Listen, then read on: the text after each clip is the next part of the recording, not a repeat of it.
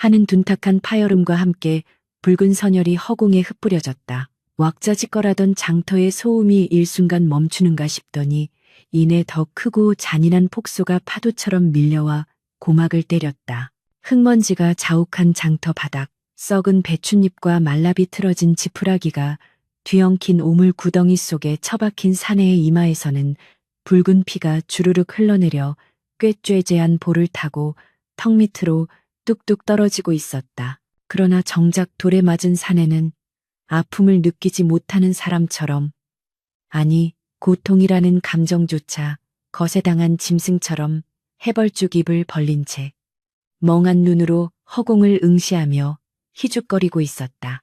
그의 이름은 달수, 이 고을에서 모르는 사람이 없는 천하의 바보 천치였다. 아이고, 이 등신아, 피가 나는데도 웃음이 나와? 저리 비켜라, 재수 온 붓겠다.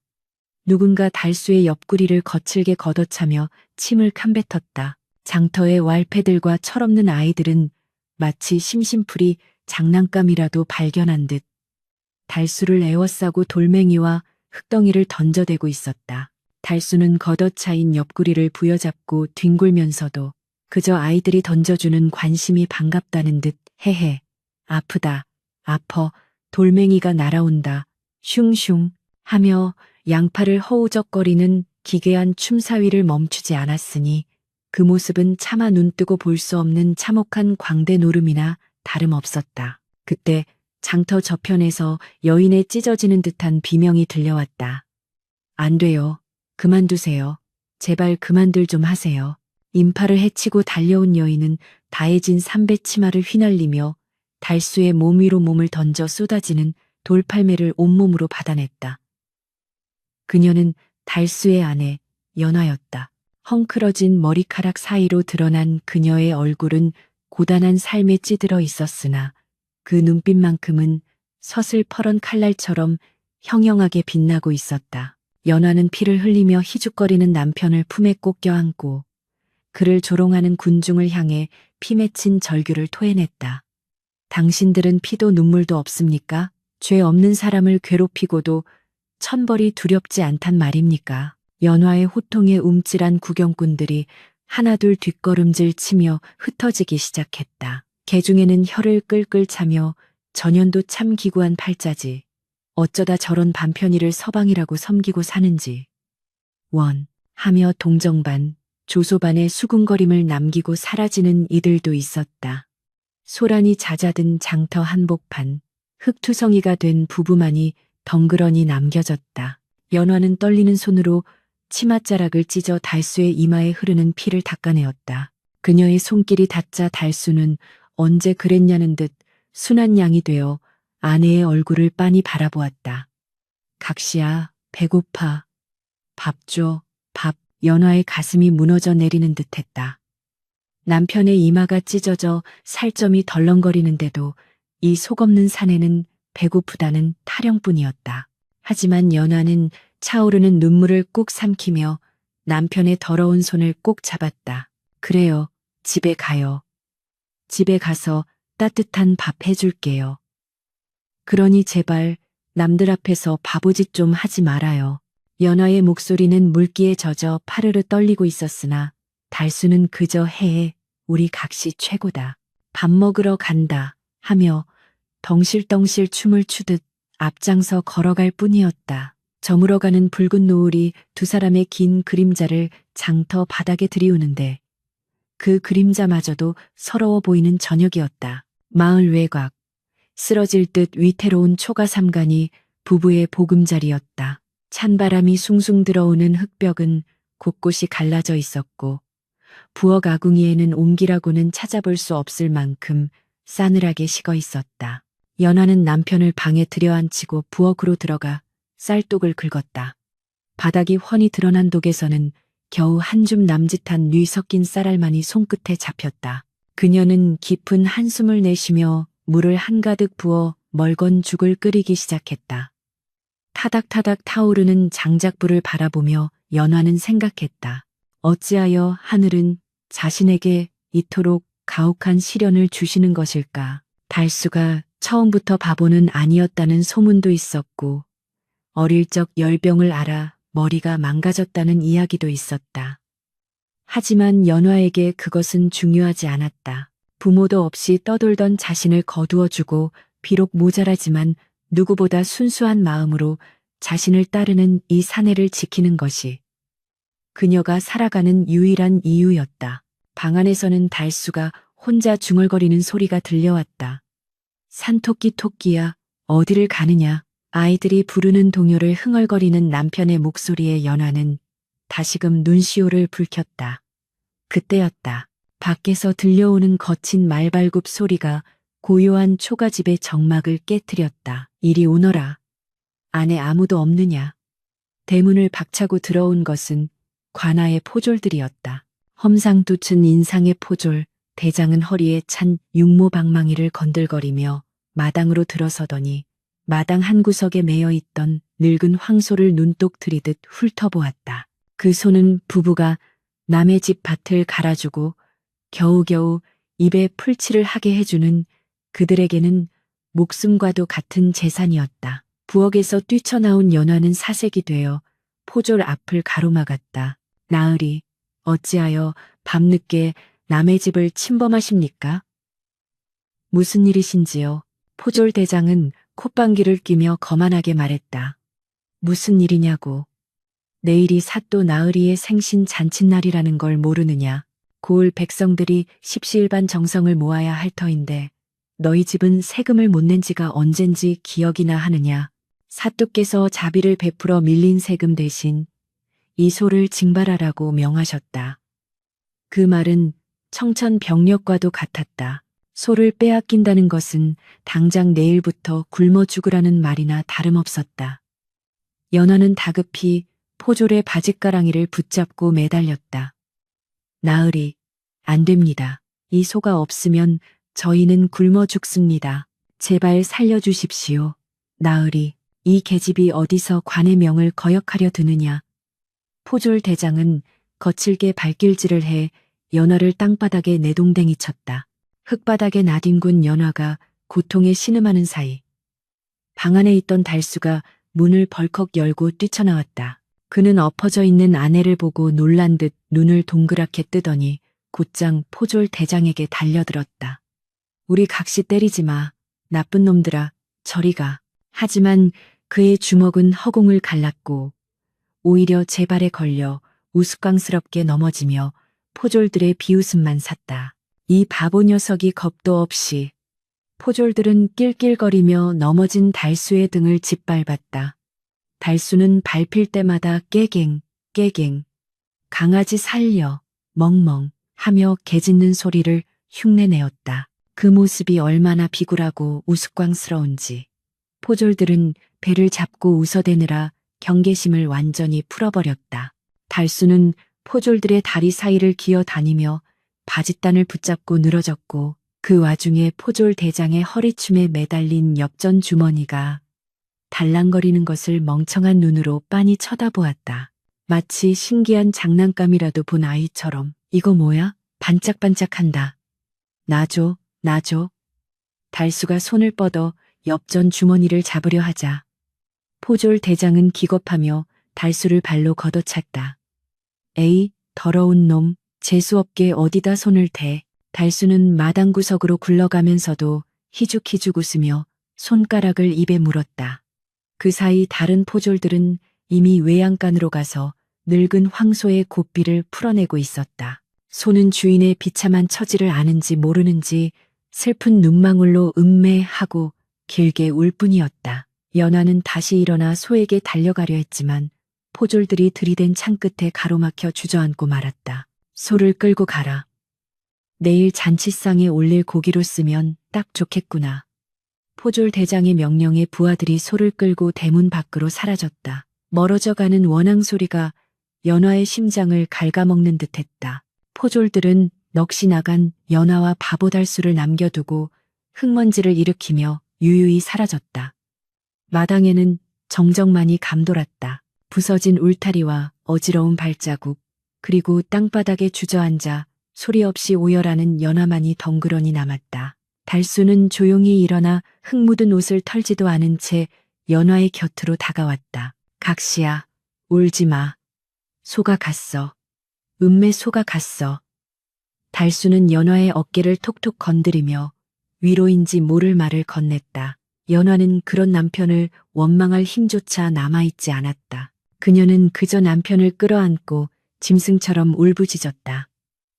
이제 어떡해요? 우리는 이제 어떡해요? 밤하늘에는 무심한 달빛만이 교교하게 쏟아져 내려 두 사람의 비참한 모습을 비추고 있었다. 밤바람이 더욱 차갑게 느껴지는 밤이었다. 한참을 그렇게 울던 연화가 지쳐 잠이 들었을 무렵이었다. 칠흑 같은 어둠 속 달수는 잠든 아내를 방 안에 눕히고 구미부를 꼼꼼하게 덮어주었다. 아내의 젖은 속눈썹과 퉁퉁 부은 눈두덩을 바라보는 그의 눈빛에서 낮에 보였던 그 멍청하고 초점 없던 기운은 온데간데 없이 사라져 있었다. 대신 그 자리를 채운 것은 심연처럼 깊고 차가운 그리고 맹수처럼 날카로운 이성이었다. 그는 소리 없이 방문을 열고 마당으로 나섰다. 달수는 마당 한가운데 서서 포졸들이 짓밟고 간 자리를 내려다보았다. 낮에 그들에게 걷어차이며 구를 때 그는 단순히 바보짓을 한 것이 아니었다. 그의 예리한 눈은 포졸 대장의 신발 밑창에 묻어있던 붉은 진흙을 놓치지 않았다. 그 붉은 흙은 이 근방에서는 나오지 않는 흙이었다. 오직 관아의 비밀 창고가 숨겨져 있다는 뒷산 깊은 골짜기, 그곳에서만 볼 수 있는 특유의 흙이었다. 그리고 달수가 엽전 주머니를 잡으려 했을 때 그의 손끝에 스친 주머니의 묵직함과 부딪히는 소리는 단순한 엽전 소리가 아니었다. 그것은 은괴가 부딪히는 소리였다. 일개 포졸 나부랭이가 가질 수 없는 거액이었다. 변학도, 내 놈이 기어이 선을 넘는구나. 달수의 입에서 흘러나온 목소리는 낮고 묵직한 저음이었다. 어눌하던 말투는 씻은 듯이 사라지고 위험 있는 사내의 목소리가 밤 공기를 갈랐다. 그는 품속 깊은 곳을 더듬어 낡은 천에 쌓인 물건을 꺼냈다. 달빛 아래 드러난 물건은 둥글고 납작한 뱃쇠 덩어리였다. 그 표면에 새겨진 말 3마리의 문양이 차가운 달빛을 받아 서늘하게 번뜩였다. 마패, 그것은 왕명을 받아 지방의 탐관 오리를 감찰하는 암행어사의 신표였다. 달수. 아니, 암행어사 이몽룡은 마패를 다시 품에 넣으며 싸늘하게 웃었다. 낮에 장터에서 맞은 이마의 상처가 욱신거렸지만 그는 그 고통을 즐기듯 입꼬리를 비틀어 올렸다. 썩어빠진 고을의 환부를 도려내기 위해 스스로 진흙탕 속에 몸을 던진 지 어언 반년. 이제 그물은 던져졌고 걸려들 물고기들의 탐욕은 극에 달했다. 내일 사또의 생신잔치는 그들의 축제가 아닌 피의 단죄가 시작되는 재단이 될 것이었다. 그는 잠든 아내가 있는 방을 향해 나직이 속삭였다. 조금만 참으시오, 부인. 내 반드시 당신의 눈물값을 1000배, 10,000배로 갚아줄 것이니.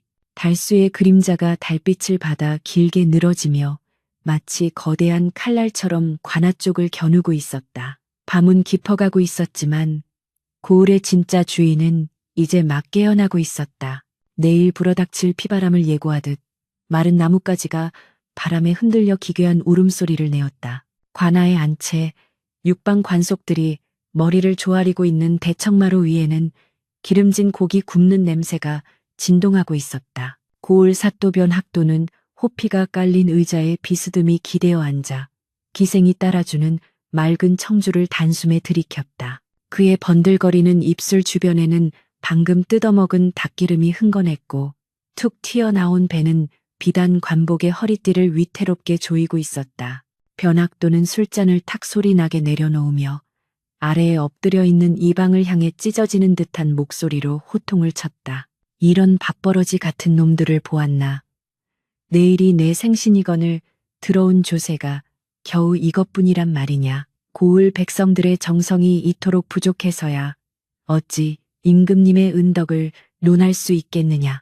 이방은 사시나무 떨듯 몸을 떨며 머리를 바닥에 그었다. 사또 나으리 죽여주시옵소서. 하오나 올해는 가뭄이 들어 백성들의 피폐함이 극에 달했습니다. 이미 거둘 수 있는 것은 숟가락 몽둥이 하나까지 다 걷어왔사옵니다. 더 이상 쥐어짜려 해도 나올 것이 없사옵니다. 시끄럽다. 내 놈이 일을 똑바로 하지 않으니 그따위 핑계가 나오는 것이야. 변학도는 먹다 남은 닭뼈를 이방의 머리 위로 집어던졌다. 뼈다귀가 이방의 상투를 맞고 튕겨나가자 좌우에 도열해 있던 기생들이 킥킥거리며 웃음을 참았다.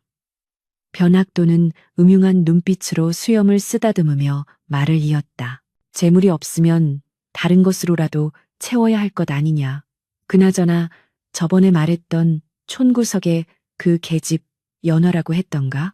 그년의 남편이 천하의 바보 천치라지? 이방이 조심스럽게 고개를 들었다. 예, 그렇사옵니다.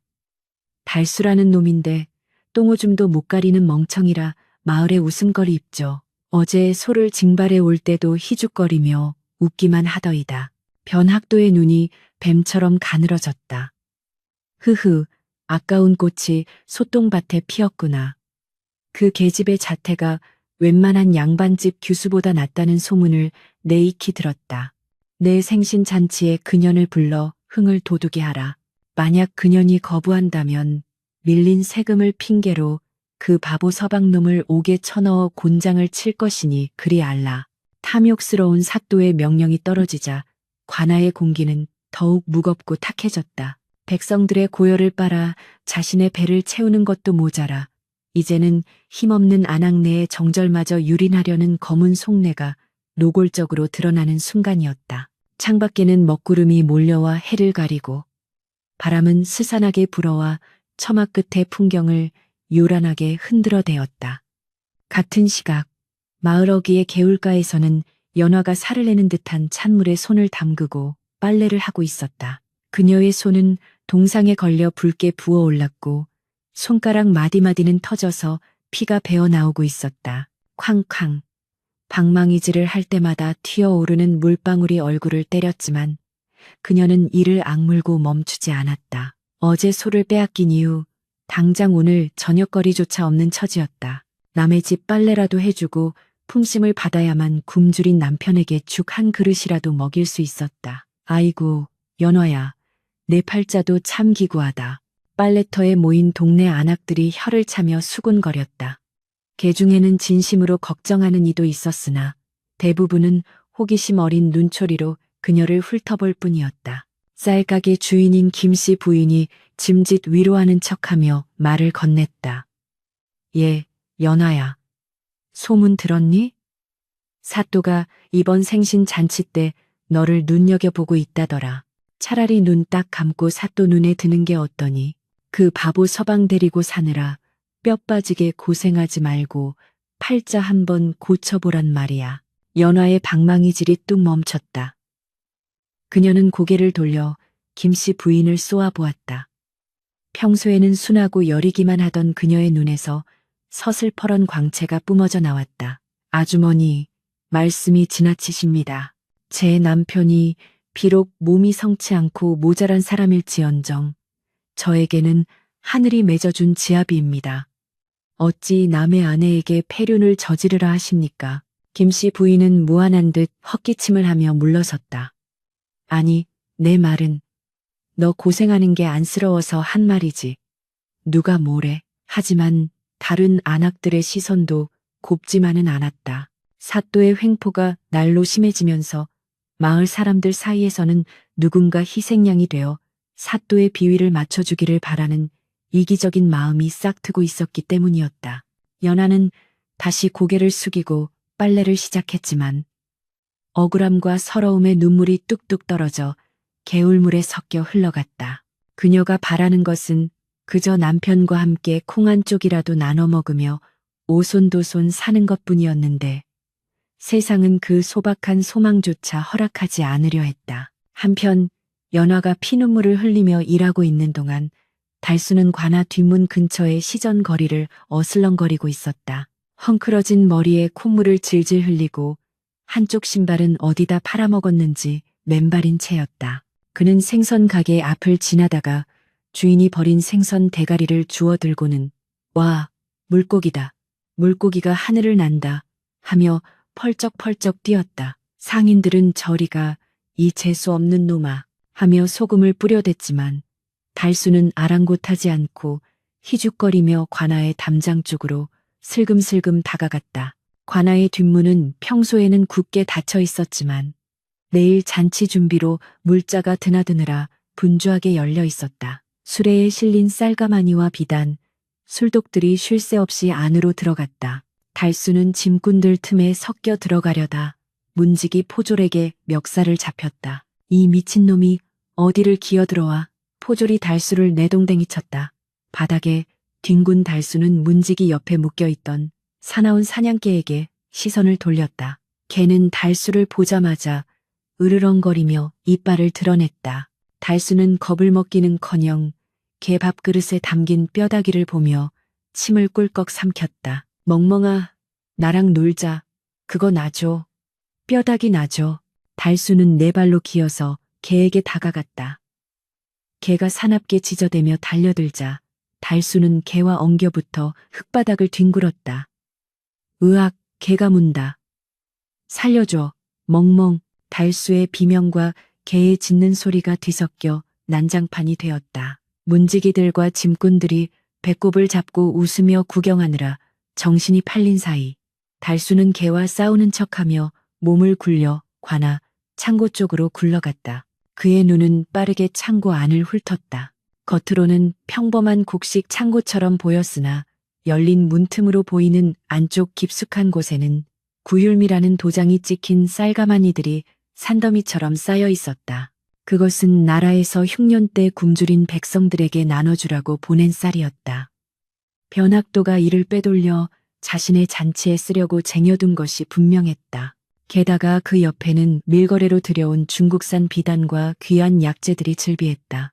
명백한 국법 위반이자 사형에 해당하는 중죄였다. 저것들이 다 백성들의 피와 살이거늘. 달수는 개의 다리를 잡고 뒹굴면서 속으로 피를 토하듯 분노를 삼켰다. 개가 그의 팔을 물어 날카로운 이빨이 살을 파고들었지만 그는 비명을 지르는 대신 바보처럼 아야, 아야, 개가 뽀뽀한다 하며 더욱 요란하게 몸부림쳤다. 굴욕감과 고통이 온몸을 휘감았지만 그는 멈출 수 없었다. 이 증거들을 하나하나 머릿속에 각인시켜야 했다.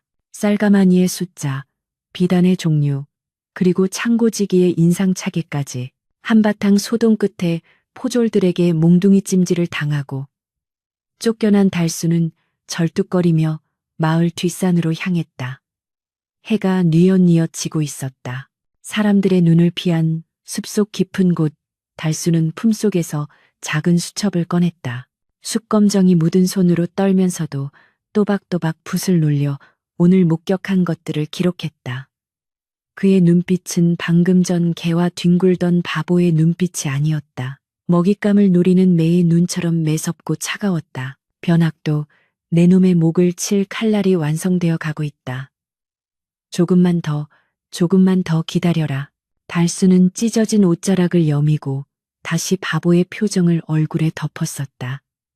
집으로 돌아가는 길, 그의 발걸음은 천근만근 무거웠다. 자신을 위해 희생하고 있는 아내 연화를 생각하면 가슴이 미어지는 듯했다. 오늘은 또 어떤 얼굴로 그녀를 마주해야 한단 말인가. 집에 도착했을 때 연화는 밥상 앞에 멍하니 앉아 있었다. 밥상 위에는 멀건 시래기 죽 2그릇이 놓여 있었는데 김조차 나지 않을 만큼 식어 있었다. 연화는 들어오는 남편을 보자마자 달려와 그의 팔을 살폈다. 개에게 물린 자국에서 피가 배어나오고 있었다. 세상에, 또 어디서 다치신 거예요? 정말 못 살아요, 내가. 연화는 울먹이며 약초 타른 것을 상처에 발라주었다. 따가울 법도 한데 달수는 해의 각시야. 개랑 싸워서 내가 이겼어. 근데 뼈다귀는 못 가져왔어. 미안해. 하며 바보처럼 웃었다. 연화는 그런 남편을 와락 껴안았다. 뼈다귀 같은 거 없어도 돼요. 제발 몸 좀 아끼세요. 당신마저 잘못되면 난 어떡하라고. 연화의 눈물이 달수의 어깨를 적셨다. 달수는 굳은 살 박인 아내의 등을 조심스럽게 토닥였다. 마음 같아서는 당장이라도 내가 암행어사여 걱정 마시오라고 외치고 싶었지만 거사를 그르칠 수는 없었다. 그는 입술을 깨물며 침묵을 지켰다. 그날 밤 부부가 잠자리에 들려는데 밖에서 이리 오너라 하는 호통소리가 다시 들렸다. 어제 왔던 그 포졸 대장이었다. 연화가 놀라 나가보니 포졸 대장은 비단옷 한 벌을 마당에 툭 던지며 거만하게 말했다. 사또 나으리의 정갈이다. 내일 잔치에 이 옷을 입고 들어오라 하셨다. 만약 오지 않는다면 내 서방놈은 관할을 모독한 죄로 끌려가 곤장 100대를 맞게 될 것이다. 곤장 100대면 저런 비실한 놈은 뼈도 못 추리는 거 알지? 선택은 내 몫이다. 포졸들은 낄낄거리며 돌아갔고 마당에는 화려한 비단옷만이 뱀 허물처럼 덩그러니 놓여 있었다. 그것은 초대가 아니라 협박이었고 잔치가 아니라 지옥으로의 초대장이었다. 연하는 비단옷을 내려다보며 사시나무 떨듯 떨었다. 곤장 100대. 그것은 곧 죽음을 의미했다. 남편을 살리기 위해서는 자신이 희생양이 되어야만 했다. 방문 틈으로 이 모든 광경을 지켜보던 달수의 주먹이 부들부들 떨렸다. 손톱이 손바닥을 파고들어 피가 맺혔다. 아내를 벼랑 끝으로 내몬 자신의 무력함에 치가 떨렸고 저 사악한 무리들에 대한 증오가 화산처럼 끓어올랐다. 연하는 비틀거리는 걸음으로 방에 들어와 달수의 잠든 얼굴을 들여다보았다. 그녀는 남편의 뺨을 어루만지며 속삭였다. 여보, 나 없어도 밥 잘 챙겨 먹고 걔랑 싸우지 말고, 알았죠? 그것은 마치 유언과도 같은 말이었다. 연화는 결심을 굳힌 듯 입술을 앙다물었다. 내일 그녀는 스스로 호랑이 굴로 들어갈 것이다. 자신의 몸을 던져서라도 이 가엾은 남편만은 살려야 했다. 달수는 자는 척하며 아내의 눈물방울이 자신의 볼에 떨어지는 것을 느꼈다. 뜨거웠다. 그 어떤 불덩이보다도 뜨거운 눈물이었다. 그는 속으로 피눈물을 흘리며 맹세했다. 연화야, 내 목숨을 걸고 맹세하마. 내일 해가 뜨면 네가 흘린 눈물은 저들의 피로 갚아줄 것이다. 반드시. 밤은 깊어 새벽을 향해 달리고 있었지만 부부에게는 영원히 끝나지 않을 것 같은 긴 밤이었다. 폭풍전야의 고요함 속에 두 사람의 운명은 내일 있을 잔혹한 잔치를 향해 걷잡을 수 없이 빨려 들어가고 있었다. 새벽 안개가 자욱하게 깔린 마을은 마치 거대한 무덤처럼 고요하고 스산했다. 닭 울음소리조차 목이 맨 듯 희미하게 들려오는 아침. 연화는 밤새 한숨도 이루지 못한 채 참만 눈으로 방문을 열었다. 마당 한가운데 덩그러니 놓여있던 비단옷은 밤이슬을 머금어 축축하게 젖어 있었다. 그것은 화려한 옷이 아니라 마치 저승으로 가는 길에 입을 수위처럼 보였다. 연화는 떨리는 손으로 옷을 집어들었다. 차가운 비단 감촉이 손끝을 타고 심장까지 파고드는 듯했다. 방 안에서는 달수가 코를 골며 자고 있었다.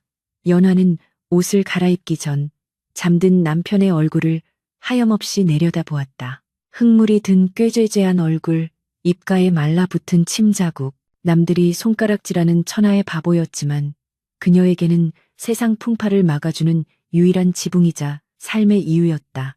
연화는 남편의 거친 손을 자신의 뺨에 가져다 대고 소리 없는 눈물을 쏟았다. 여보, 부디 아프지 말고 배고프지 말고 다음 생에는 똑똑하고 힘센 사내로 태어나 나랑 다시 만나요. 그때는 내가 호강시켜 줄게요. 그녀는 품속 깊은 곳에 은장도를 갈무리에 넣었다. 친정어머니가 돌아가실 때 남겨주신 유품이었다. 여인의 정절을 지키기 위해 혹은 최후의 순간 스스로 목숨을 끊기 위해 존재하는 서늘한 쇠붙이. 그 차가운 금속이 가슴팍에 닿자 비로소 마음이 차분하게 가라앉았다. 그녀는 눈물을 훔치고 비단옷을 입었다. 붉은 치마와 노란 저고리가 핏기 없는 그녀의 얼굴과 기묘한 대조를 이루며 처연한 아름다움을 자아냈다. 연화가 방문을 닫고 나가는 소리가 들리자 코를 골던 달수의 호흡이 일순간 멈췄다. 그는 실눈을 뜨고 문살에 비친 아내의 그림자가 멀어지는 것을 지켜보았다. 주먹을 얼마나 세게 쥐었는지 손바닥 안쪽 살이 터져 피가 배어 나왔다. 당장이라도 뛰쳐나가 아내의 손목을 잡고 도망치고 싶었다. 허나 지금 움직이면 모든 것이 수포로 돌아간다. 변학도뿐만 아니라 그와 결탁한 중앙의 거물들, 그리고 고통받는 수만 명의 백성을 구하기 위해서는 오늘 하루 뼈를 깎는 인내가 필요했다. 달수는 이불을 머리끝까지 뒤집어 쓰고 짐승 같은 신음소리를 삼켰다. 관아의 앞마당은 아침부터 잔치 준비로 분주했다. 돼지 잡는 비명소리, 전 부치는 기름 냄새, 악공들이 조율하는 악기 소리가 뒤섞여 어지러웠다. 연화가 관아의 소슬대문 안으로 들어서자 일하던 하인들과 포졸들이 힐끔거리며 수군거렸다. 저기 봐, 그 바보 마누라야. 결국 왔어.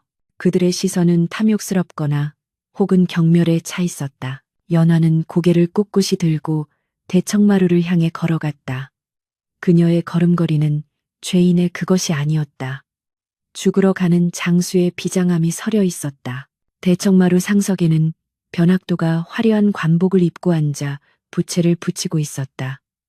그는 마당에 들어선 연화를 보자마자 입꼬리를 비릿하게 말아 올렸다. 오호라, 꽃이 제 발로 걸어 들어왔구나. 가까이 오라, 더 가까이. 연화는 마루 아랫뜰에 돗자리를 깔고 정좌했다.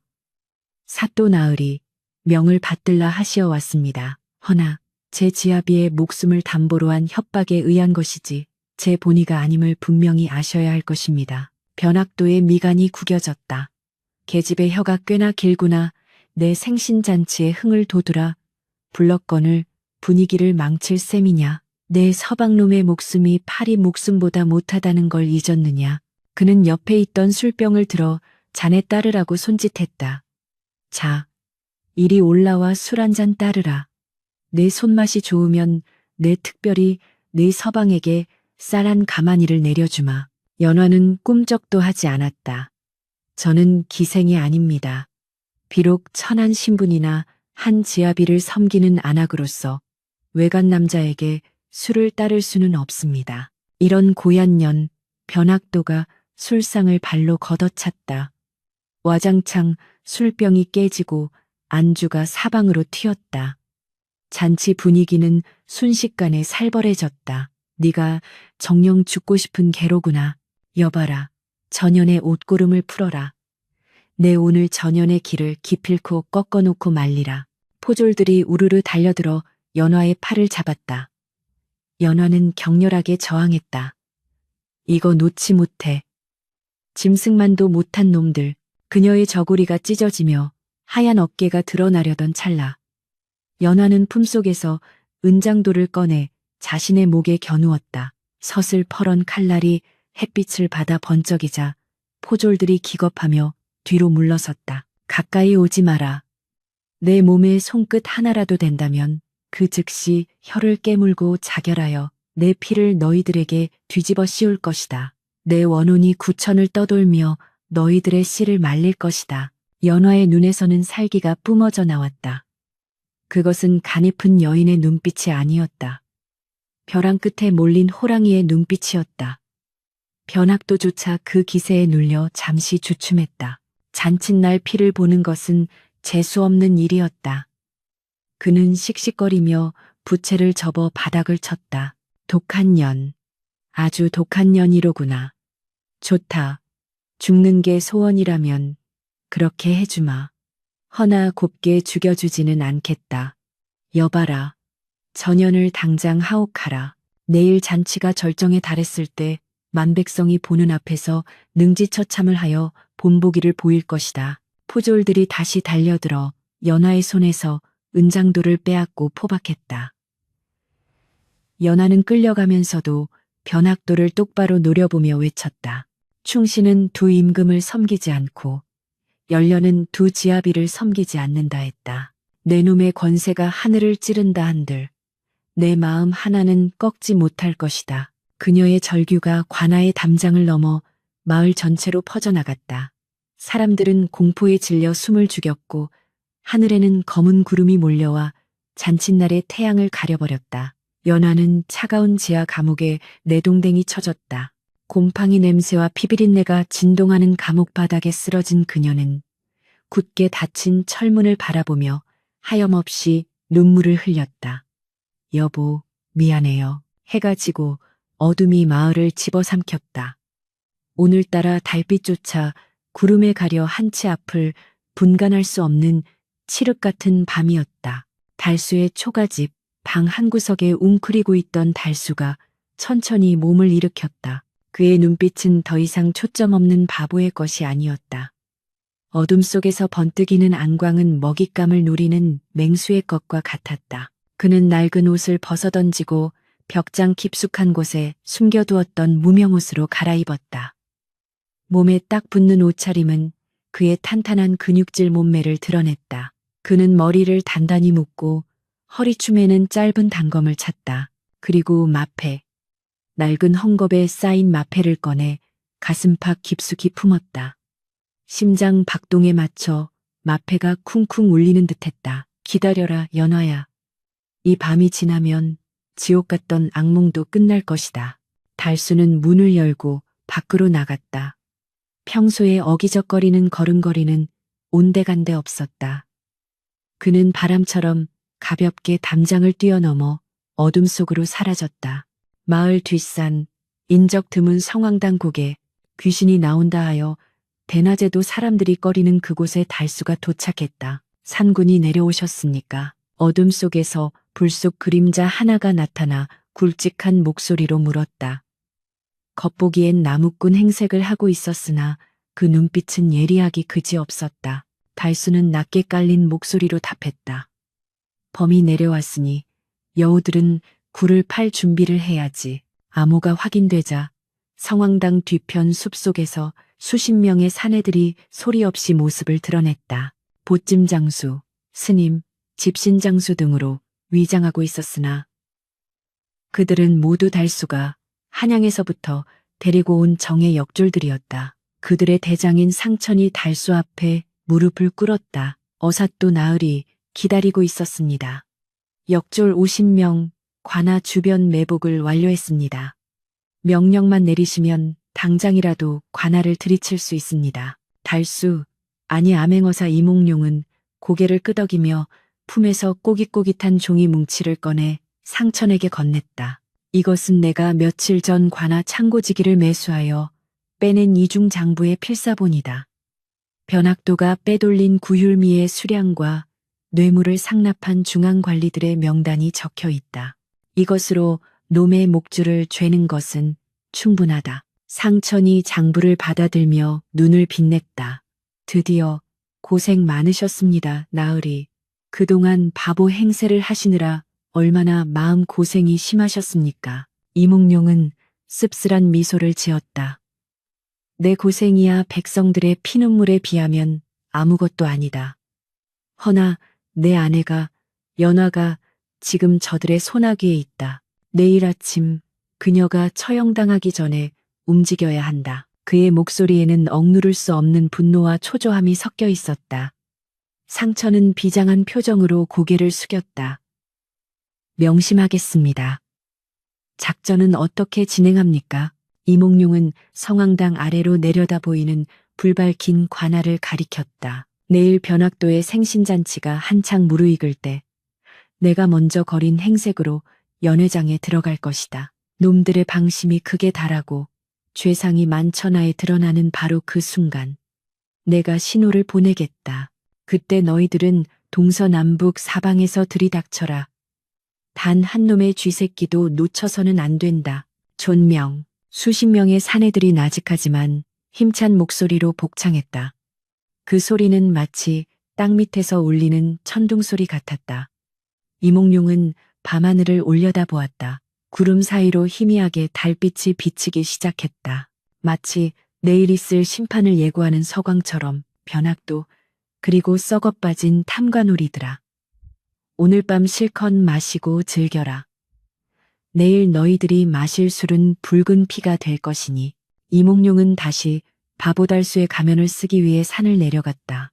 하지만 그의 등 뒤에는 수십 개의 서슬퍼런 칼날이 그를 호위하고 있었다. 숲속의 짐승들조차 숨을 죽이는 밤이었다.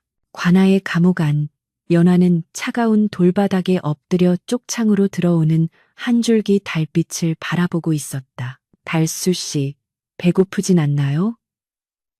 밥은 챙겨 먹었어요? 죽음을 목전에 둔 순간에도 남편 걱정뿐인 그녀의 독백이 감옥의 차가운 벽을 타고 흘러내렸다. 그때 어디선가 맑고 청아한 휘파람 소리가 들려왔다. 달수가 기분이 좋을 때면 불곤 했던 산토끼 노래였다. 연화는 귀를 의심하며 벌떡 일어났다. 여보, 감옥 밖 담장 너머 어둠 속에 몸을 숨긴 달수가 휘파람을 불고 있었다. 그것은 단순한 노래가 아니었다. 나 여기 있어. 두려워 마. 내가 반드시 구해줄게. 라는 그만의 약속이자 신호였다. 휘파람 소리는 밤바람을 타고 감옥 안으로 흘러들어가 연화의 얼어붙은 마음을 어루만졌다. 연화는 창살을 부여잡고 하염없이 눈물을 흘렸지만 그 눈물은 더 이상 절망의 눈물이 아니었다. 희미하지만 분명한 희망의 끈을 잡은 자의 눈물이었다. 동이 트기까지는 이제 얼마 남지 않았다. 폭풍은 이미 시작되었다. 둥둥둥. 거대한 북소리가 대기를 진동시키며 화려한 잔치의 시작을 알렸다. 관아 안뜰에는 오색 차일이 구름처럼 드리워졌고 전국 팔도에서 공수해온 산의 진미가 상다리가 휘어질 듯 차려져 있었다.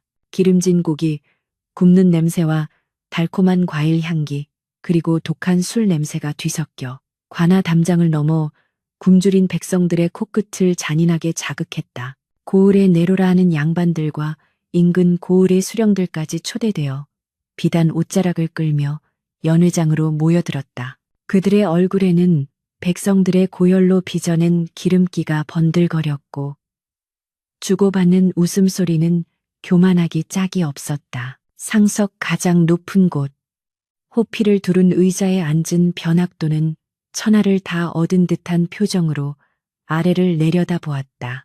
그의 옆에는 아리따운 기생들이 찰싹 달라붙어 술을 따르고 안주를 입에 넣어주기에 바빴다. 변학도는 붉게 달아오른 얼굴로 술잔을 높이 치켜들었다. 자, 드십시다. 오늘 이 잔치는 나의 생신을 축하하는 자리이기도 하나 태평성대를 누리는 우리 고을의 풍요를 만방에 알리는 자리이기도 하오. 마음껏 마시고 즐겨주시오. 지당하신 말씀입니다. 사또 나으리의 덕망이 하늘에 닿아 고을이 이토록 평안하니 백성들이 어찌 칭송하지 않겠습니까? 아첨꾼들의 찬사가 쏟아지는 가운데 분위기가 무르익자 변학도는 손을 들어 음악을 멈추게 했다. 일순간 정적이 흐르자 그의 눈빛이 음흉하게 빛났다. 헌데 이 좋은 날에 옥에 갇힌 죄인 하나가 내 심기를 어지럽히고 있으니 내 일을 그냥 두고 볼 수가 없소. 여봐라, 죄인 연화를 대령하라. 명령이 떨어지자 포졸들이 옥에서 갓 끌어낸 연화를 짐승처럼 끌고 들어와 마당 한가운데 내동댕이 쳤다. 하루 사이에 연화의 몰골은 말이 아니었다. 헝클어진 머리카락, 피와 먼지로 얼룩진 얼굴, 찢어진 비단옷 사이로 보이는 상처들. 그러나 밧줄에 묶여 무릎을 꿇고 있는 그녀의 눈동자만은 여전히 꺾이지 않은 채 형형하게 빛나고 있었다. 연화가 등장하자 좌중의 시선이 그녀에게 꽂혔다. 개중에는 그녀의 미모에 감탄하며 입맛을 다시는 이도 있었고 안타까움에 혀를 차는 이도 있었다. 변학도가 비릿한 미소를 지으며 입을 열었다. 연화야, 하룻밤 동안 차가운 감옥 바닥에서 생각을 좀 정리해 보았느냐? 지금이라도 내 수청을 들겠다고 맹세한다면 내 너를 기생이 아닌 첩으로 맞아들여 호의호식하게 해주마. 내 그 바보 서방도 배불리 먹여 살릴 수 있다. 어떠냐? 연화는 고개를 들어 변학도를 똑바로 쏘아보았다. 그녀의 목소리는 갈라져 있었으나 또렷했다. 사또, 내 비록 미천한 안악이나 짐승에게 먹이를 구걸하느니 차라리 굶어 죽는 길을 택할 것입니다. 내 지아비가 비록 모자랄지라도 그 마음만은 당신보다 1000배, 10,000배는 고귀합니다. 더 이상 더러운 입으로 내 지아비를 모욕하지 마십시오. 이 발칙한 년이 변학도의 얼굴이 불그락푸르락해졌다. 잔치 분위기가 찬물을 끼얹은 듯 싸늘해졌다. 격분한 변학도가 형틀을 대령하라고 고함치려는 찰나였다. 아이고, 배고파라. 어디서 고기 굽는 냄새가 나는데 나도 한 입만 주쇼. 연회장 입구 쪽에서 왁자지껄한 소란이 일더니 웬 거지 하나가 포졸들의 재질을 뚫고 비틀비틀 들어왔다. 찢어진 삿갓을 눌러쓰고 누더기 옷을 걸친 그는 다름 아닌 달수였다. 얼굴에는 숯검정을 잔뜩 칠하고 한 손에는 깨진 바가지를, 다른 한 손에는 썩은 지팡이를 짚은 영락없는 거짓골이었다. 아니, 저놈은 그 바보 달수놈 아니냐? 저 미친놈이 여기가 어디라고 기어들어와 좌중이 술렁거렸다. 포졸들이 달려들어 달수를 끌어내려 했으나 달수는 마치 뱀장어처럼 요리조리 피하며 연회장 안쪽으로 파고들었다. 그는 뻔뻔하게도 수령들이 앉은 상 앞으로 다가가 침을 질질 흘리며 손을 내밀었다. 헤헤, 나으리들, 밥 좀 주쇼. 우리 각시가 여기 있다는데 각시 얼굴도 좀 보고 밥도 좀 먹고. 헤헤. 변학도는 기가 막힌다는 듯 코웃음을 쳤다. 그러나 곧이어 잔인한 장난기가 발동했다. 죽음을 앞둔 아내 앞에서 바보 남편이 재롱을 피우는 모습이라니. 이보다 더 극적인 구경거리가 어디 있겠는가. 그는 손을 들어 포졸들을 제지했다. 놔둬라. 저놈도 제 마누라 가는 길을 배웅하러 온 모양이니 적선하는 셈치고 술이나 한 잔 따라주어라. 변학도의 말에 좌중이 폭소를 터뜨렸다. 운봉 영장이 낄낄거리며 달수에게 술을 한 잔 따라주었다. 달수는 그 술을 넙죽 받아 마시고는 안주로 차려진 닭다리 하나를 덥석 집어 입으로 뜯었다. 개걸스럽게 먹어치우는 그 모습을 보며 연화는 고개를 돌려 눈물을 훔쳤다. 남편이 이 꼴을 당하는 것을 보느니 차라리 혀를 깨물고 죽고 싶었다. 하지만 술을 비운 달수의 눈빛이 삿갓 아래서 순간 번뜩였다. 그는 비틀거리며 일어나 품속에서 꼬깃꼬깃한 종이와 붓을 꺼냈다. 헤, 술도 얻어먹었으니 밥값은 해야지. 내가 노래는 못하고 글을 한 수 써드리오리다. 바보가 글을 쓴다고? 해가 서쪽에서 뜨겠구나. 사람들이 비웃었지만 달수는 아랑곳하지 않고 종이 위에 일필위지로 붓을 놀렸다. 춤을 추듯 현란하게 움직이는 붓 끝에서 검은 먹물이 살아 움직이는 듯했다. 잠시 후 달수가 종이를 들어보이자 글을 읽을 줄 아는 수령들의 얼굴이 사색이 되어 굳어졌다. 금준미주 천인열, 옥반가요 만성고, 총루낙시, 민루낙, 가성고처, 원성고, 금술잔에 맛있는 술은 천백성의 피요. 옥쟁반에 기름진 안주는 만백성의 기름이라. 촌농 떨어질 때 백성 눈물 떨어지고 노랫소리 높은 곳에 원망소리 드높구나. 글을 읽은 운봉 영장이 덜덜 떨며 변학도의 옷자락을 잡아당겼다. 사또, 이 글귀가 예사롭지 않습니다. 분위기가 심상치 않으니 잠시 몸을 피하시는 게. 그러나 이미 술에 취하고 권력에 취한 변학도는 상황 파악을 하지 못했다. 무슨 헛소리냐. 미친놈이 어디서 주워들은 글귀를 흉내낸 것이겠지. 여봐라. 저 거지놈을 당장 멍석마리하고 저 계집은 지금 당장 형틀에 묶어라. 내 손수 전연의 정강이를 부러뜨려 주마. 포졸들이 연화를 형틀에 묶고 굵은 몽둥이를 들어 올렸다. 연화가 공포에 질려 눈을 질끈 감았다. 바로 그때였다. 달수가 쓰고 있던 찢어진 삿갓을 벗어던졌다. 굽어있던 허리가 꼿꼿하게 펴지며 멍청해 보이던 표정은 온데간데 없이 사라지고 서리빨 같은 위엄이 그의 온몸을 휘감았다. 그가 품속에서 마패를 꺼내 높이 쳐들었다. 태양빛을 받은 마패가 눈이 멀 것 같은 황금빛을 뿜어냈다. 암행어사 출두야. 달수의 입에서 터져나온 호령은 천둥소리보다 더 크고 웅장하여 관아의 기와장을 들썩이게 만들었다.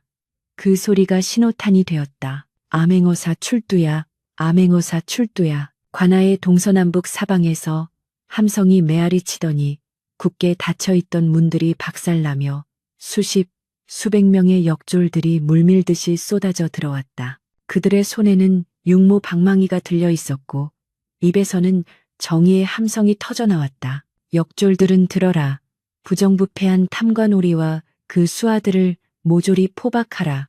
단 한 놈도 도망치게 해서는 안 된다. 평화롭던 잔치장은 순식간에 아수라장으로 돌변했다. 술상을 업고 도망치던 양반들은 서로 엉켜 넘어지고 갓이 벗겨지고 신발이 벗겨진 채 엉금엉금 기어 도망치기에 바빴다. 기생들은 비명을 지르며 치마를 뒤집어 쓰고 숨을 곳을 찾았다. 사또, 사또가 떴습니다. 어서 피하십시오. 이방이 사색이 되어 외쳤지만 변학도는 너무 놀라 의자에서 굴러떨어졌다. 그는 허둥지둥 일어나 뒷문으로 도망치려 했으나 떡하니 앞을 가로막는 거대한 그림자에 부딪혀 나동그라졌다. 어딜 가느냐? 변학도. 고개를 들어보니 방금 전까지 바보 흉내를 내던 그 거지가 서슬퍼런 눈빛으로 자신을 내려다보고 있었다. 아니, 그는 더 이상 거지가 아니었다. 낡은 누더기를 찢어 발기자 그 안에서 푸른색 관복의 흉배가 드러났다. 달수, 아니 암행어사 이몽룡은 변학도의 멱살을 잡고 번쩍 들어 올렸다. 네 이놈, 임금의 명을 받아 백성을 돌보라고 보냈거늘 고열을 빨아먹고 정절을 유린하며 온갖 악행을 일삼았으니 내 죄가 하늘을 찌르고 땅을 가른다. 내 오늘 마패의 이름으로 너를 단죄하노라. 살려주시오. 내 눈이 멀어 어사또를 알아보지 못했습니다. 한 번만 용서해 주신다면 내 전 재산을. 닥쳐라. 내 놈의 재산은 모두 백성들의 피와 살이다. 이몽룡이 변학도를 집어 던지자 역졸들이 달려들어 그를 오랏줄로 꽁꽁 묶었다. 관아 마당은 포박된 수령들과 아전들로 가득 찼다. 먼지가 자욱하게 피어오르는 가운데 상황이 정리되자 이몽룡은 천천히 형틀에 묶여있는 연화에게로 다가갔다. 연화는 넋이 나간 표정으로 이 모든 광경을 바라보고 있었다. 암행어사 출두 소리에 놀라 기절할 뻔했으나 어사가 되어 호령하는 사내의 목소리가 너무나 익숙하여 정신을 놓을 수 없었다. 그 사내가 지금 자신에게 다가오고 있었다. 이몽룡은 떨리는 손으로 직접 연화의 결박을 풀었다. 밧줄이 풀리자 연화가 힘없이 앞으로 쓰러졌다. 이몽룡은 그녀를 와락 끌어안았다. 그의 품에서 나는 냄새, 거칠지만 따뜻한 손길. 그것은 분명 자신의 바보, 남편 달수의 것이었다. 부인, 너무 늦게 와서 미안하오. 나 때문에 너무 고생이 많았소. 연화는 떨리는 눈으로 남편의 얼굴을 올려다보았다. 숯검정이 묻어 있었지만 그 눈빛만은 세상 그 누구보다 다정하고 듬직한 자신이 알던 그 달수 씨였다. 아니, 이제는 바보 달수가 아닌 헌원장부 이몽룡이었다. 여보, 정말 당신이에요? 이게 꿈은 아니죠. 우리 달수 씨 맞죠? 그렇소. 내가 당신의 지아비 이몽룡이오. 나라의 명을 받아 신분을 숨길 수밖에 없었소.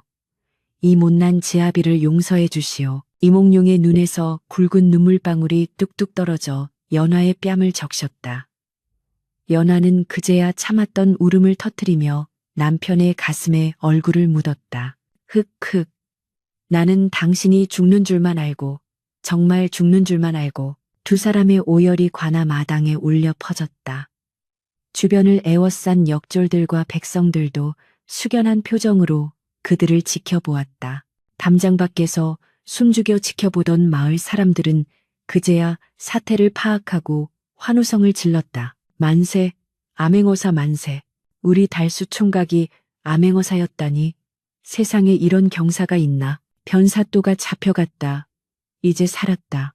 사람들은 덩실덩실 춤을 추며 관아 안으로 밀려 들어왔다. 그동안 쌓였던 원한과 서름이 한순간에 씻겨 내려가는 듯했다. 이몽룡은 연화를 부축하여 일으켜 세우고 백성들을 향해 돌아섰다. 그의 한 손에는 마패가, 다른 한 팔에는 사랑하는 아내가 안겨 있었다. 백성들은 들으라. 이제부터 이 고을의 썩은 뿌리는 모두 뽑혔다. 억울하게 빼앗긴 재물은 모두 주인에게 돌려줄 것이며 죄 지은 자들은 법에 따라 엄벌에 처할 것이다. 와, 함성이 하늘을 뒤덮었다. 구름 사이로 마침내 태양이 얼굴을 내밀어 관아마당을 환하게 비추었다. 햇살은 이몽룡과 연화 부부를 축복하듯 따스하게 감싸 안았다. 흩어진 잔치상 위로 떨어진 꽃잎들이 바람에 날려 춤을 추었다. 길고 길었던 어둠의 터널을 지나 비로소 진정한 빛이 찾아온 순간이었다. 하지만 아직 끝난 것이 아니었다. 이제 남은 것은 상처 입은 고을을 치유하고 부부의 못다한 이야기를 나누는 일이었다. 이몽룡은 연화의 손을 더욱 꽉 잡았다. 다시는 이 손을 놓지 않으리라 다짐하며 폭풍이 휩쓸고 지나간 자리에는 언제나 비온 뒤의 땅처럼 더욱 단단하고 청명한 기운이 감돌기 마련이다. 관아마당을 가득 채웠던 피비린내와 살기는 씻은 듯이 사라지고 그 자리를 채운 것은 백성들의 환희에 찬 웃음소리와 솥단지 끓는 구수한 냄새였다. 이몽룡은 관아의 창고를 활짝 열어젖히고 변학도가 탐욕스럽게 긁어모았던 쌀과 비단을 모두 마당에 쌓아놓게 하였다. 이 재물들은 본래 너희들의 피와 땀이니 주인에게 돌아가는 것이 마땅하다. 그의 호령이 떨어지자 굶주림에 허덕이던 백성들은 서로 얼싸안고 덩실덩실 춤을 추었다. 늙은 노파는 떨리는 손으로 쌀 한 줌을 쥐고 하늘을 향해 감사의 기도를 올렸고 아이들은 생전 처음 보는 고기 반찬에 얼굴에 기름칠을 하며 해맑게 웃었다. 그 광경은 마치 지옥도가 순식간에 극락정토로 변한 듯한 기적과도 같았다. 이몽룡은 관복을 단정히 갖춰 입고 대청마루에 앉아 그 모습을 흐뭇하게 바라보았다. 그러나 그의 시선 끝은 언제나 한 사람, 그의 아내 연화에게 머물러 있었다. 연화는 아직도 이 상황이 믿기지 않는 듯 멍한 표정으로 의원에게 치료받은 상처를 어루만지고 있었다.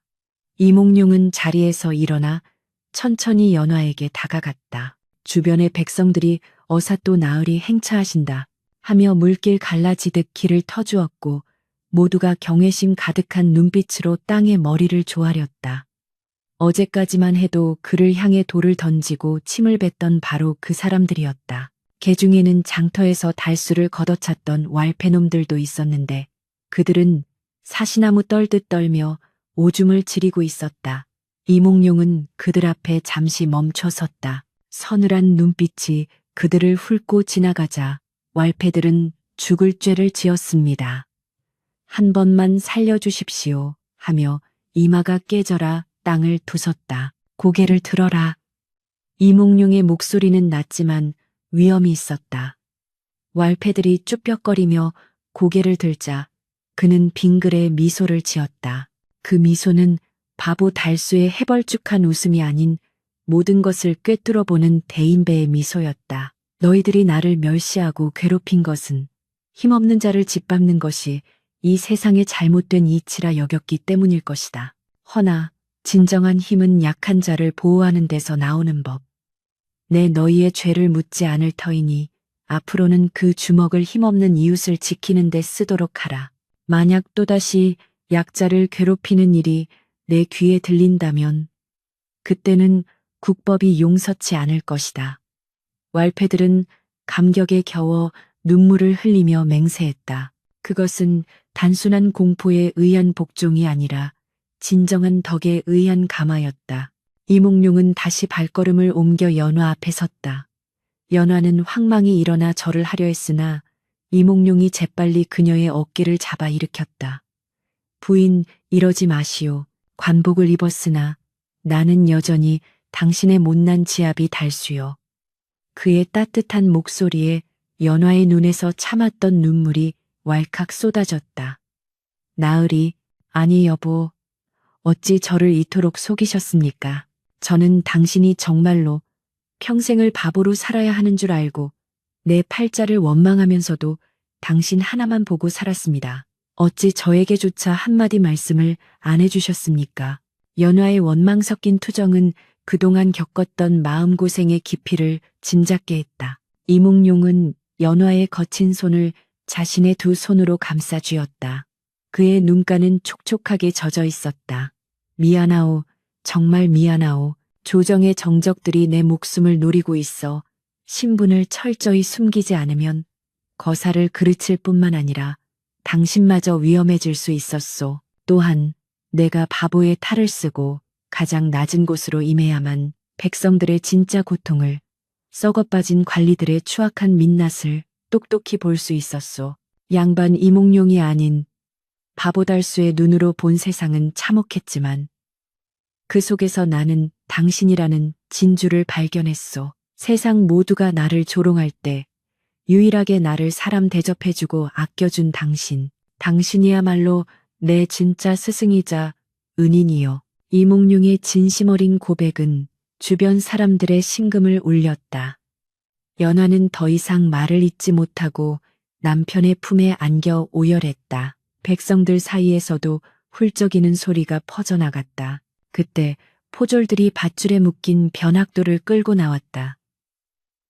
그는 하루 만에 10년은 늙어버린 듯 초췌한 몰골이었다. 백성들이 분노하여 돌멩이를 던지려 하자 이몽룡이 손을 들어 제지했다. 멈추어라. 사적인 복수는 또 다른 원한을 낳을 뿐이다.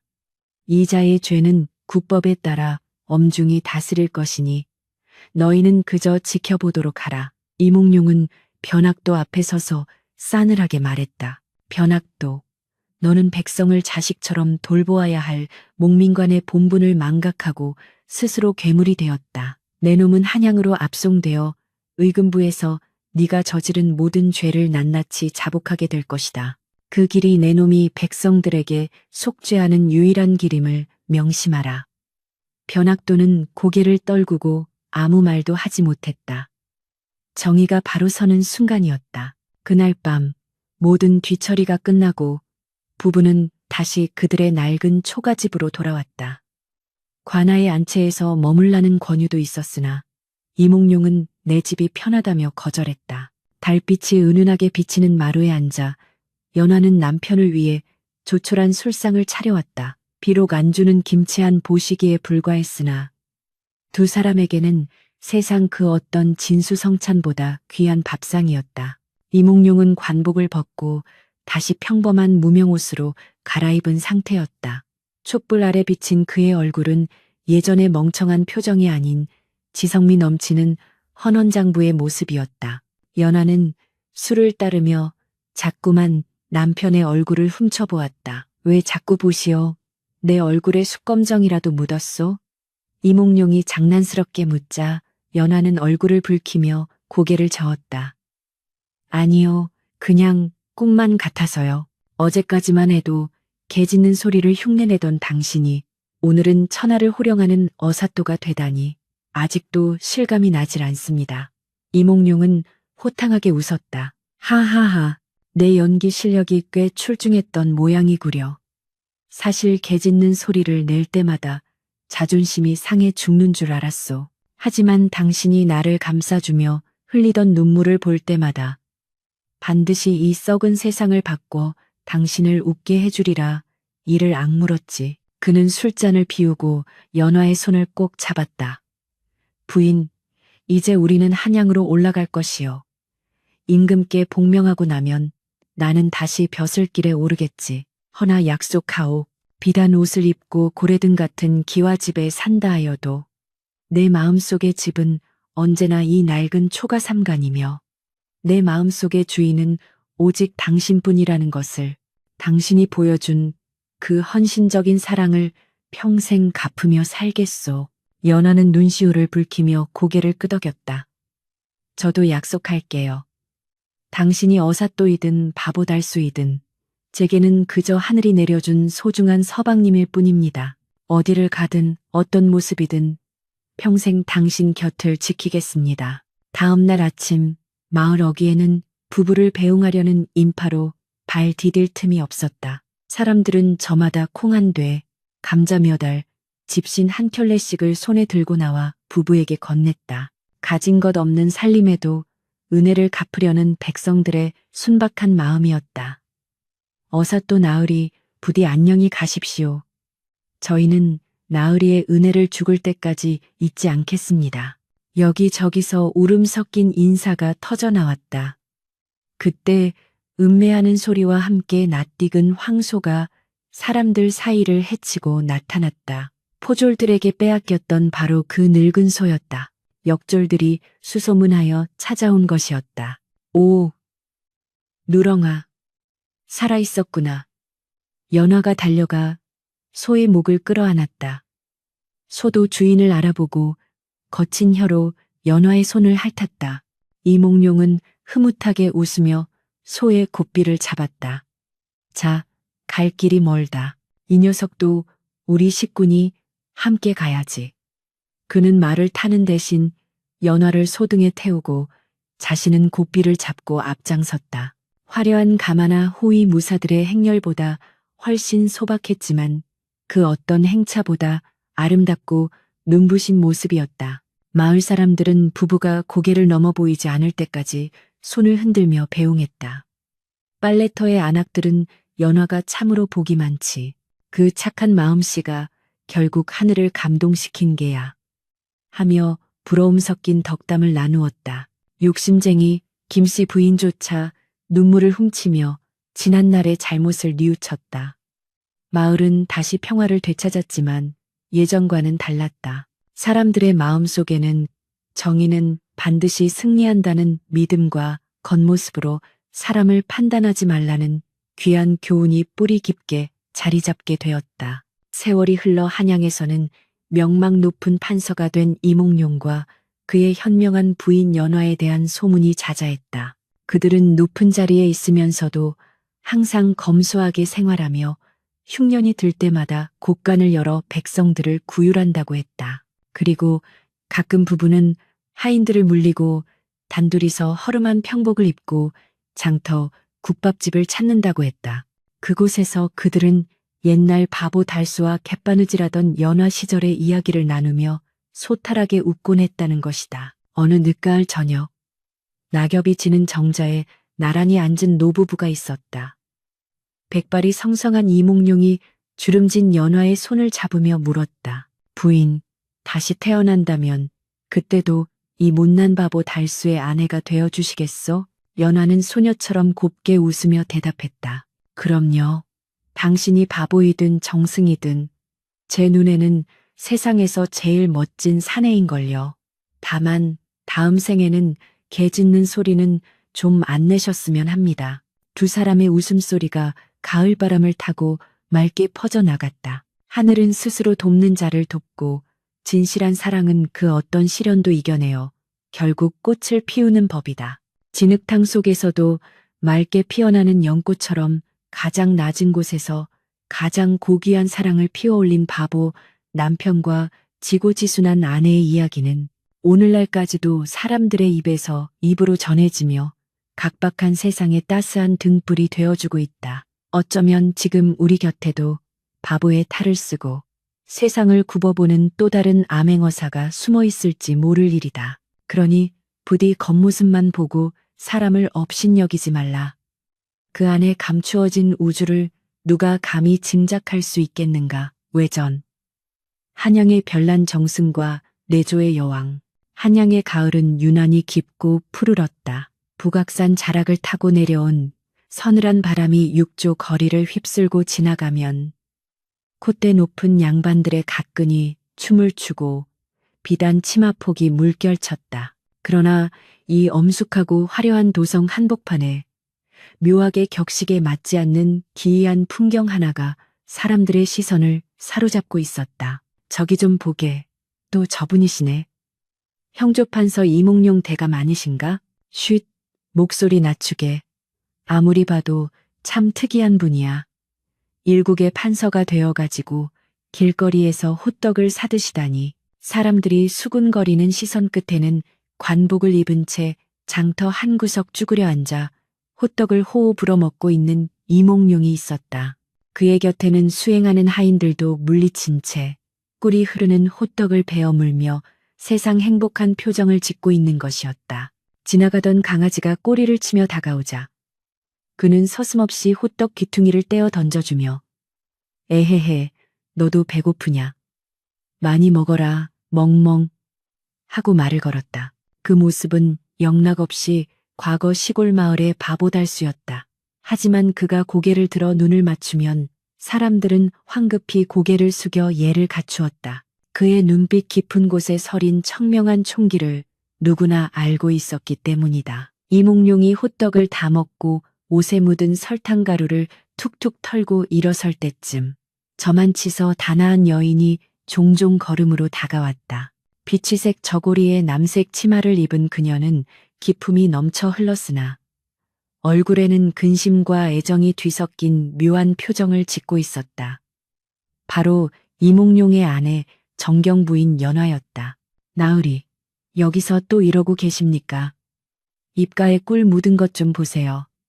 채통을 지키셔야지요. 연화가 하얀 손수건을 꺼내 남편의 입가를 꼼꼼히 닦아주었다. 마치 철없는 아들을 챙기는 어머니의 손길 같았다. 이몽룡은 아내의 손길에 얼굴을 맡긴 채 빙그레 웃었다. 부인, 궁궐 음식은 너무 기름지고 밍밍해서 도통 맛이 없소. 이 장터 호떡이야말로 백성들의 땀과 정성이 들어간 진미 아니겠소. 말씀은 청산유수십니다. 어서 들어가시지요. 오늘 저녁에 좌의정 대감댁에서 연회가 있는 거 잊으셨습니까? 조정 대신들이 다 모이는 자리라 실수하시면 안 됩니다. 연화의 걱정 어린 잔소리에도 이몽룡은 걱정 마시오. 내 다 생각이 있소이다. 하며 너스레를 떨었다. 하지만 연화의 마음은 편치 않았다. 남편이 파격적인 승진을 거듭하여 판서의 자리에 오르자 그를 시기하는 세력들이 호시탐탐 꼬투리를 잡으려 혈안이 되어 있었기 때문이었다. 특히 명문가 출신의 좌의정 김대감은 근본 없는 놈이 임금의 총애만 믿고 설치는 꼴이라며 사사건건 이몽룡을 무시하고 있었다. 그날 저녁 좌의정 김대감의 저택은 불야성을 이루었다. 마당 가득 피워놓은 횃불이 밤하늘을 대낮처럼 밝혔고 전국 팔도에서 올라온 진귀한 술과 안주가 상다리가 휘어지도록 차려져 있었다. 내로라 하는 권문세가들이 모여 겉으로는 점잖은 척 덕담을 주고받았으나 그들의 눈빛은 서로를 탐색하고 견제하느라 분주했다. 이몽룡이 연화와 함께 연회장에 들어서자 장내가 일순간 조용해졌다. 화려한 비단옷을 입은 다른 부인들과 달리 연화는 수수한 무명옷을 깨끗하게 다려 입고 있었다. 장신구라고는 머리에 꽂은 옥비녀 하나가 전부였지만 그녀 특유의 맑고 당당한 기품은 보석으로 치장한 다른 여인들을 압도하는 무언가가 있었다. 허허, 이 판서 오셨는가? 자리는 저쪽 구석에 마련해 두었으니 앉게나. 좌의정 김대감이 거드름을 피우며 말석을 가리켰다. 명백한 하대이자 모욕이었다. 하지만 이몽룡은 전혀 개의치 않는다는 듯 아이고 감사합니다. 대감, 저는 구석 자리가 마음 편하고 좋습니다. 하며 해실해실 웃으며 자리에 앉았다. 연화는 속이 상했지만 남편의 뜻을 알기에 조용히 그 곁을 지켰다. 술이 몇 순배 돌고 취기가 오르자 좌의정 김대감이 본격적으로 이빨을 드러냈다. 그는 잔을 높이 들고 좌중을 향해 큰 소리로 말했다. 자, 여러분. 오늘은 풍류를 즐기는 날이니 딱딱한 나라실 이야기는 접어두고 시나 한 수씩 읊어보는 게 어떻겠소? 다만 그냥 짓는 것은 재미가 없으니 주제를 정해 운을 띄우기로 합시다. 좌중이 환호하며 찬성하자 김대감은 음흉한 미소를 지으며 이몽룡을 쳐다보았다. 이 판서가 과거에 급제하지 않고 특채로 등용되다 보니 글솜씨를 제대로 보여줄 기회가 없었지 않은가. 오늘 이 자리에서 그 실력을 한번 보여주게나. 주제는 개와 소로 하세. 듣자 하니 이 판서가 시골에 살 때 개 흉내를 그렇게 잘 냈다던데 그 경험을 살리면 명시가 나오지 않겠나? 으아하, 좌중에서 폭소가 터져나왔다. 대놓고 이몽룡의 과거를 조롱하는 처사였다. 다른 대감들도 부채로 입을 가리고 킥킥거렸고 그들의 부인들은 연화를 힐끔거리며 비웃음을 흘렸다. 연화의 얼굴이 하얗게 질렸고 주먹을 쥔 손이 부들부들 떨렸다. 하지만 정작 당사자인 이몽룡은 태연했다. 그는 술잔을 단숨에 비우고 취한 척 비틀거리며 자리에서 일어났다. 그리고 예전 달수 시절에 그 멍청한 표정을 지으며 머리를 긁적였다. 헤헤, 대감님도 참. 제가 글은 짧고 아는 건 개소리뿐인데. 그래도 대감님이 시키시니 한번 해보겠습니다. 멍멍. 이몽룡이 갑자기 개짖는 소리를 내자 연 회장은 순식간에 난장판이 되었다. 점잔 빼던 양반들은 경악했고 김대감은 챙공친공 역시 천한 근본은 속일 수 없구만 하며 혀를 찼다. 그러나 이몽룡은 아랑곳하지 않고 붓을 들어 종이 위에 거침없이 써내려갔다. 그의 분놀림은 취한 사람의 것이라고는 믿기지 않을 만큼 힘차고 정교했다. 견패도적 구주인, 우경옥토, 양만민, 인면수심, 하처제, 금이옥식, 만당진, 붓을 던진 이몽룡이 낭낭한 목소리로 시를 읊었다. 개는 도둑을 보고 짖어 주인을 구하고 소는 기름진 땅을 갈아 만백성을 먹여 살리네. 허나 사람의 탈을 쓰고 짐승의 마음을 가진 자는 어디에 있는가. 비단 옷 입고 맛난 음식 먹으며 이방 안에 가득한 먼지 같은 자들일세. 이몽룡의 신앙독이 끝나자 연회장에는 찬물을 끼얹은 듯한 정적이 흘렀다. 방금 전까지 그를 비웃던 대감들의 얼굴이 불그락푸르락해졌다. 개와 소를 주제로 바보 취급을 하려 했으나 오히려 개와 소만도 못한 탐관오리들을 꾸짖는 통렬한 풍자시로 되치기를 당한 것이었다. 특히 비단 옷 입은 먼지라는 구절은 화려하게 치장한 채 백성의 고열을 빨아먹는 권문세가들의 폐부를 정확히 찌르는 일침이었다. 좌의정 김대감은 분기탱천하여 자리에서 벌떡 일어났다. 이 무례한 놈, 감히 여기가 어디라고 그따위 망발을 짓거리느냐. 내 놈이 정녕 죽고 싶은 게냐. 그때였다. 호우, 참으로 명문장이로다. 하는 감탄사와 함께 병풍 뒤에서 누군가 걸어 나왔다. 평범한 선비복장을 하고 있었으나 그 위엄서린 눈빛과 풍채는 범접할 수 없는 기운을 뿜어내고 있었다. 바로 미행을 나왔다가 좌의정의 집에 들른 임금이었다. 전하, 좌의정을 비롯한 모든 대신들이 혼비백산하여 바닥에 납작 엎드렸다. 임금은 천천히 이몽룡에게 다가가 그가 쓴 시를 집어들고 고개를 끄덕였다. 개는 충성스럽고 소는 우직하다. 짐은 조정의 말만 번지르르한 선비들보다 흙 묻은 손으로 백성을 위하는 개와 소 같은 신하가 더 필요하다. 이 판서의 말이 구구절절 옳도다. 임금은 차가운 눈으로 좌의정을 내려다보았다. 좌의정, 경은 내 생일 잔치보다 더 화려한 연회를 열고 있었구려. 백성들은 흉년에 굶주리고 있는데 경의 집 곳간은 넘쳐나는 모양이요. 좌의정은 식은땀을 비오듯 흘리며 머리를 대섰다. 죽을 죄를 지었습니다. 전하, 통촉하여 주시옵소서. 임금은 이몽룡의 어깨를 두드리며 호탕하게 웃었다. 이 판서, 자네는 겉은 바보 같으나 속은 태산처럼 무겁고 날카롭구만. 오늘 자네 덕분에 꽉 막힌 속이 뻥 뚫리는 것 같다. 내 자네에게 하사주를 내릴 테니 내일 입궐하여 나와 함께 밤새도록 나라시를 논해보자꾸나. 상황은 완전히 역전되었다. 이몽룡을 망신 주려던 좌의정의 계획은 수포로 돌아갔고 오히려 임금의 눈밖에 나는 꼴이 되었다. 연회는 서둘러 파했고 대신들은 도망치듯 자리를 떴다. 달빛이 쏟아지는 귀갓길, 이몽룡과 연화는 나란히 걸었다. 조금 전의 긴장감은 사라지고 두 사람 사이에는 따스한 평온만이 감돌았다. 연화가 조심스럽게 입을 열었다.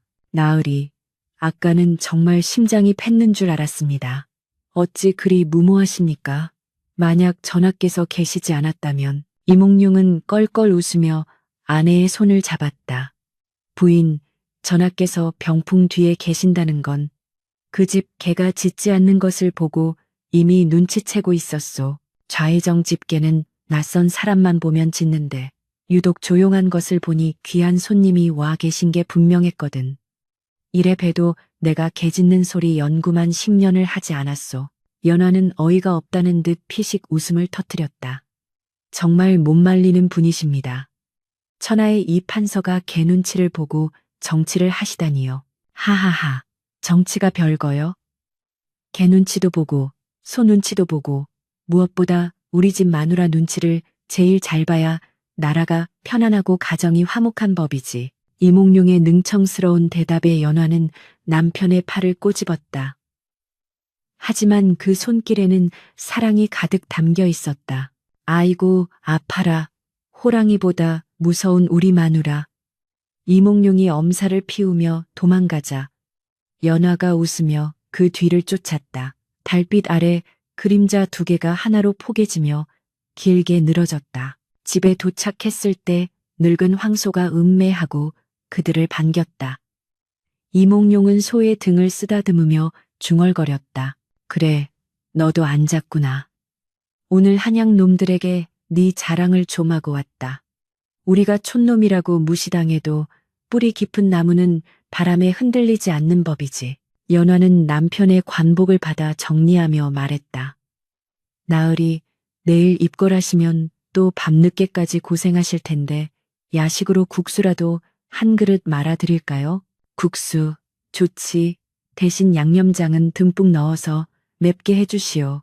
속이 확 풀리게. 그날 밤 한양의 으리으리한 기와집들 사이 작고 소박한 이몽룡의 집 부엌에서는 늦도록 불빛이 새어나왔다. 도마질 소리와 보글보글 육수 끓는 소리, 그리고 부부의 도란도란한 이야기 소리가 담장을 넘어 골목길을 따뜻하게 데웠다.